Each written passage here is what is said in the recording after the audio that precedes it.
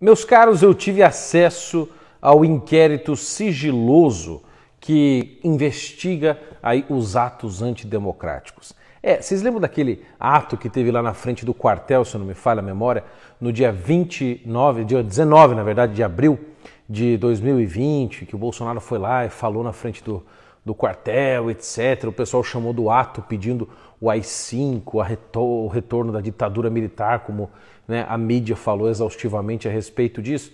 Pois é, então foi aberto na Procuradoria-Geral da República o inquérito de número 4828 para investigar esses atos antidemocráticos, os financiadores, as redes que estariam propagando essas informações, quem são os aliados, como é que funciona o esquema, etc. Tudo isso foi alvo deste inquérito, este inquérito inclusive que prendeu a Sarah Winter, né? Meu Deus do céu, a grande terrorista da direita, o que é uma grande balela, né? E o que é o seguinte, o que eu vou contar para vocês neste vídeo? Eu tive acesso a uma fonte, sigilosa, obviamente, que me passou várias informações a respeito deste inquérito sigiloso.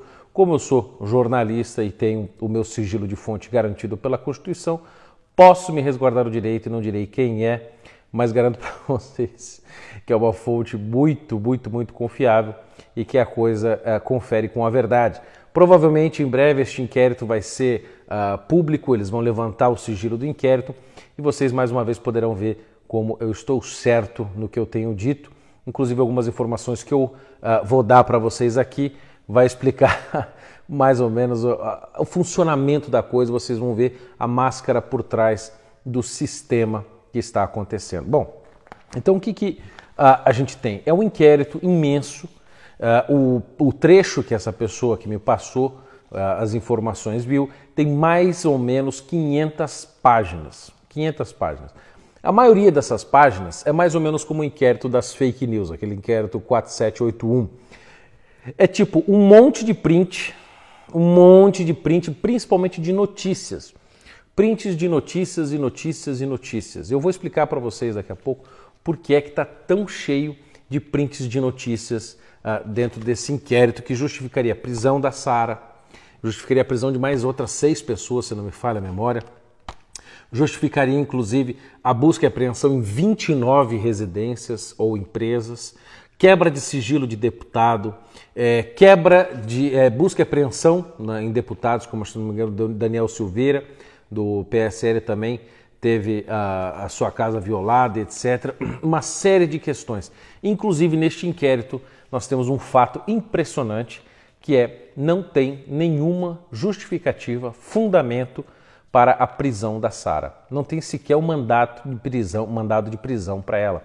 Nesse inquérito não há nenhuma justificativa, fundamentação ou justificativa, nem a ordem de prisão para Sarah. Eu não sei de onde saiu essa ordem. Ao que tudo indica, parece que Oswaldo Eustáquio tinha dito isso, e ele tem razão, a prisão da Sarah foi uma prisão ilegal e arbitrária, segundo também me informou a fonte.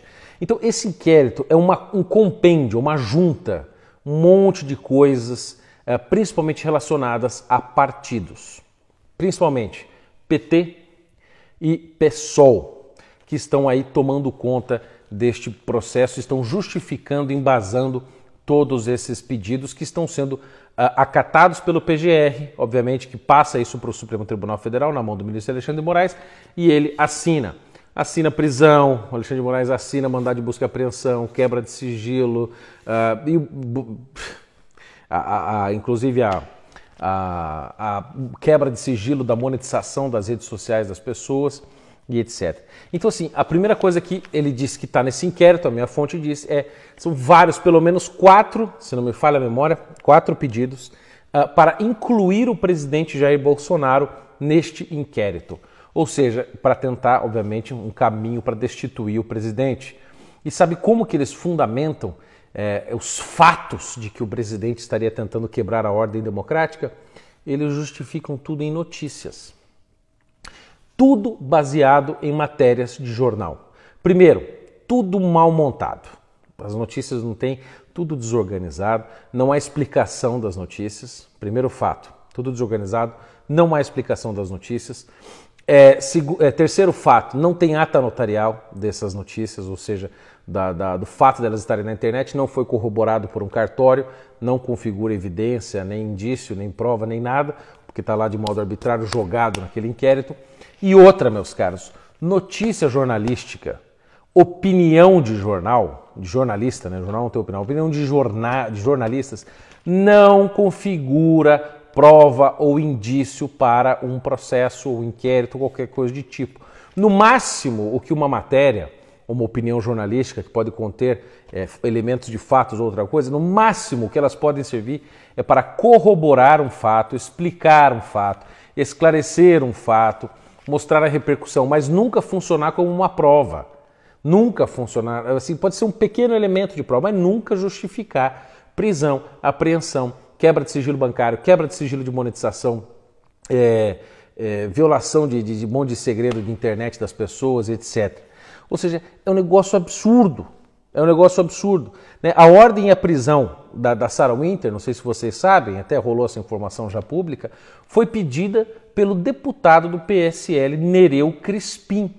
Foi o Nereu Crispim do PSL, que está naquela ala lá que debandou do Bolsonaro, que agora traiu o Bolsonaro, foi quem pediu a prisão da Sarah Winter e foi acatada, né? Ou seja, mas é o pedido de um deputado, não tem pedido da polícia, nada. Olha, tudo confuso, é uma aberração jurídica.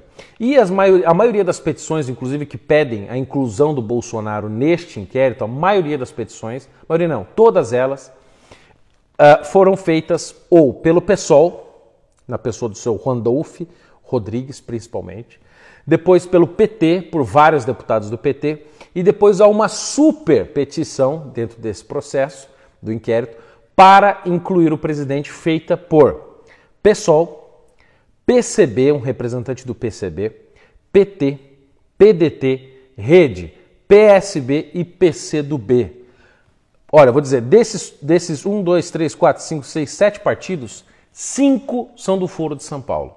Ou seja, os caras estão agindo em conjunto. E mais uma vez, como eles justificam o pedido deles para incluir o Bolsonaro nisso?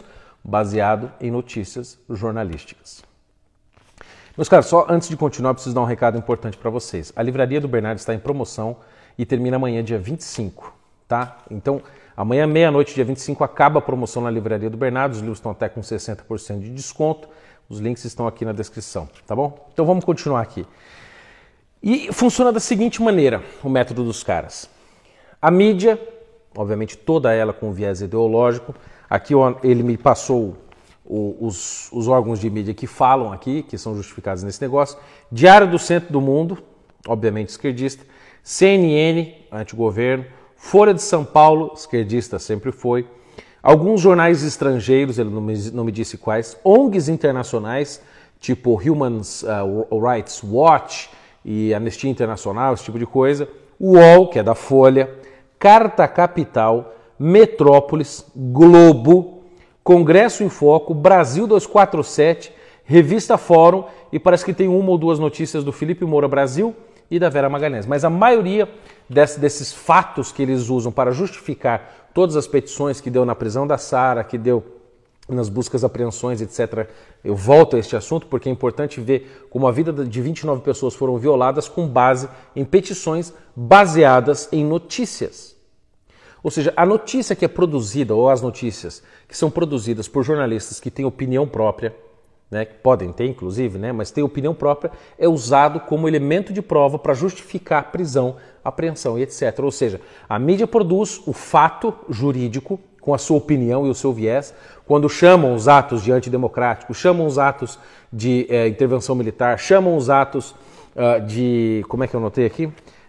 De volta do AI-5 e etc., para então, eles criam todo esse sentimento, aí pegam todas essas matérias, esses caras do PT, do PCdoB, do PSOL, do Rede, PSB, PSB, pegam todas essas notícias e dizem, olha lá, o Bolsonaro está fazendo antidemocrático. Aí pegam um monte de lei, coisa, etc., e fazem a inserção disso como pedido lá na Procuradoria-Geral da República, para então justificar todos esses atos, inclusive a inserção do presidente. Ou seja, a mídia produz, os partidos pegam esses supostos fatos, usam as leis vigentes para justificar, baseado nas matérias jornalísticas, e aí fazem o que quiser. Ou seja, é todo, assim, para mim está óbvio, né, que é um conluio, né, porque toda a mídia é esquerdista. Os partidos de esquerda pegam os fatos da mídia esquerdista e entram na PGR, e o Alexandre de Moraes vai lá e acata tudo isso. A opinião de jornalista agora no Brasil virou prova. Quando um jornalista diz lá atos antidemocráticos ou atos que pedem o AI-5, eles estão imputando num fato a sua percepção, a sua opinião pessoal. Mas essa não era a opinião de todo mundo. Tinha faixa lá, sim, pedindo essas coisas, mas eles não percebem que, quando um brasileiro, um afegão médio, um brasileiro comum pede o AI-5 ou a intervenção militar, ele está clamando por uma força maior que resolva os problemas.